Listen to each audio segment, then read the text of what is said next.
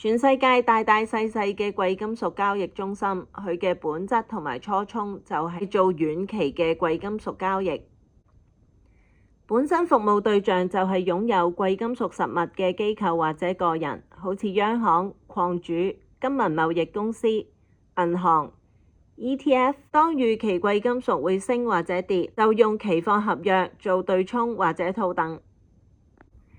大行嘅雄厚資金實力可以令佢哋喺貴金屬期貨市場呼風喚雨，用期貨合約去影響現貨報價。呢啲大行同埋銀行本身就係呢啲金商，每日開市嘅時候係佢哋決定黃金、白銀、白金同埋巴金每安士嘅定價。做生意賺錢當然就係低買高賣，高賣完又低買返，先至有貨再高買低買，周而復始。呢啲大行即係金商，佢哋擁有現貨，而定價又係佢哋定，咁係好合理，因為啲貨係佢嘅，佢當然可以決定賣幾多錢一安士。只要佢哋保持到喺期貨市場嘅影響力，佢哋就可以製造個趨勢，而個趨勢就係每日大家睇嘅圖。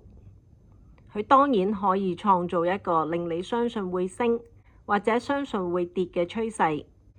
啱啱嗰一個月就係做個完美示範，點樣可以好奇蹟咁升到你唔信，之後10分鐘之內一轉身就直插冇水花，可以連跌你幾日，一跌就跌10幾個 percent、20幾個 percent、30個 percent。一路以嚟做期貨合約嘅投資者，主要都係喺到期日用現金結算，好少要求現貨交割，所以呢啲金商嘅庫存可以應付到呢啲交割綽綽有餘。呢啲大行、呢啲金商擁有嘅貴金屬庫存嘅數量係非常之驚人。其實唔難想像，當你有佢哋嘅資本喺80年代，當佢哋見到亨特兄弟 corner 咗現貨嘅白銀，會點樣對付佢哋？亨特兄弟最錯最致命嘅一着就係用咗高槓桿，單邊揸晒白銀期貨嘅好倉。雖然亨特兄弟機關算盡，但係佢哋忘記咗呢個賭場係邊個開。當交易中心要求要增加每一張期貨合約嘅按金，以佢哋當時揸嘅好倉合約張數係一個天文數字，佢哋冇辦法喺限期前籌到呢一筆按金嘅差價，最後就強行平倉破產收場。但係我覺得亨特兄弟雖敗猶榮。亨特兄弟離場嘅時候由15個幾沽到去10蚊，將佢哋手上嘅好倉陸續咁平晒。如果將焦點放喺亨特兄弟手上邊嘅白銀現貨，咁多現貨邊個買咗？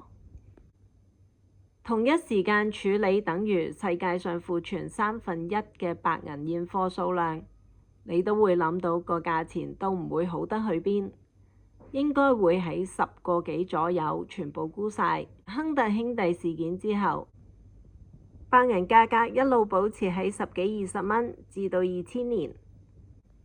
一個急跌，跌到曾經4個幾5蚊。你覺得喺5蚊嘅時候，啲金商係沽定係買？5蚊之後又係跟住嗰10年，將佢最高推到去14個9毫9。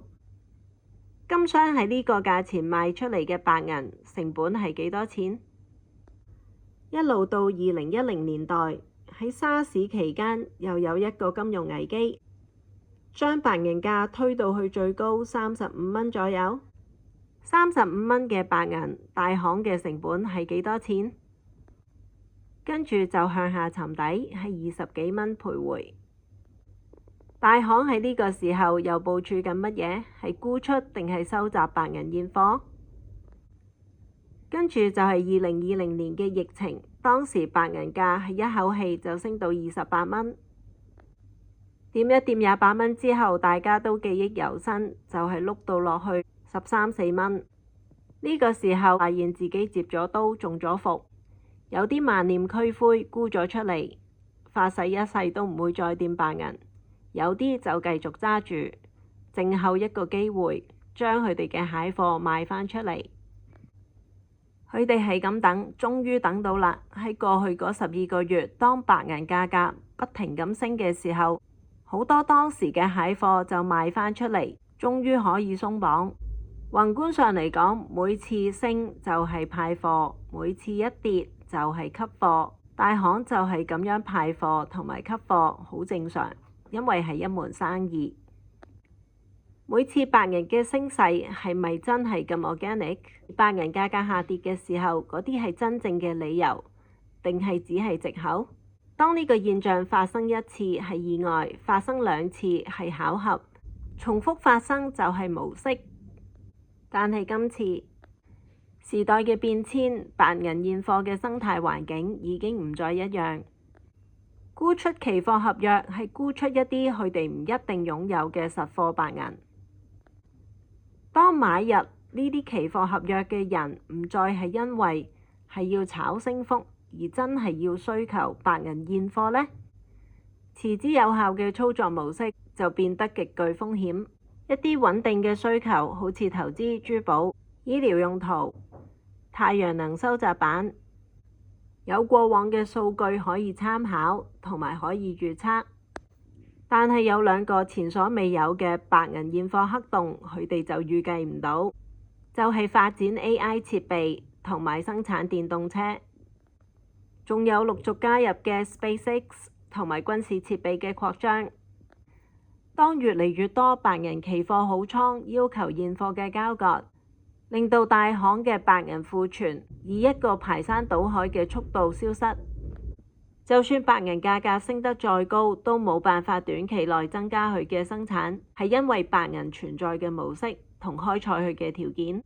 白銀價格咁高，係咪可以回收多啲？提煉回收白銀最平嘅方法就係用 nitric acid 硝酸，呢個係市場消息，未經證實。硝酸而家嘅供應係非常之緊張，而且價錢越嚟越貴。回收白銀佔每年白銀嘅供應有15到30%，硝酸嘅短缺亦都令回收白銀唔可以提供一個穩定嘅供應，所以白銀期貨價格嘅急跌係唔會令工業性嘅需求消失，因為對於企業嚟講，工廠停產並唔係一個選項，而投資性嘅需求就會有相當程度嘅卻步。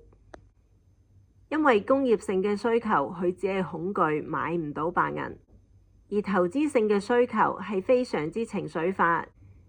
只要白銀價格嘅急跌足夠震撼，就會令投資者之前嘅樂觀情緒一掃而空。對於大行嚟講，面對咁巨額嘅白銀交割數量，始終都仲係一個海嘯，分別就係由50米高嘅海嘯變咗40米。將白銀期貨2-3日之內質低30蚊，大行咁做其實都係膽薄膽。而家開好倉，而目的係喺到期日要現貨交割，呢一個風險仍然存在。呢個只係我嘅個人睇法。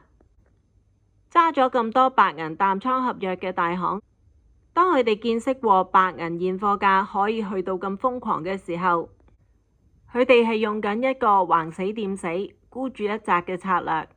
本身做任何期貨買賣合約，風險都非常之高。而家大家都應該見到白銀呢個神經質嘅特性。對於做白銀期貨，就算你幾鍾意冒險，都應該要三思。對於投資白銀，我只係會買白銀現貨，絕對唔會考慮紙白銀或者白銀 ETF。白銀期貨價係會影響白銀國際嘅現貨報價，但係同你真正可以買走1盎司嘅現貨白銀嘅報價，已經進入咗2個唔同嘅平衡宇宙。當你手上持有嘅係白銀現貨，你就唔應該參考白銀嘅期貨價或者係國際報價。喺白銀現貨稀缺嘅時候，你可以參考嘅就係究竟幾多錢先至可以買得走1盎司嘅現貨白銀。希望你鍾意呢個 video，請你 like 呢個 video同 subscribe 我 channel，多謝。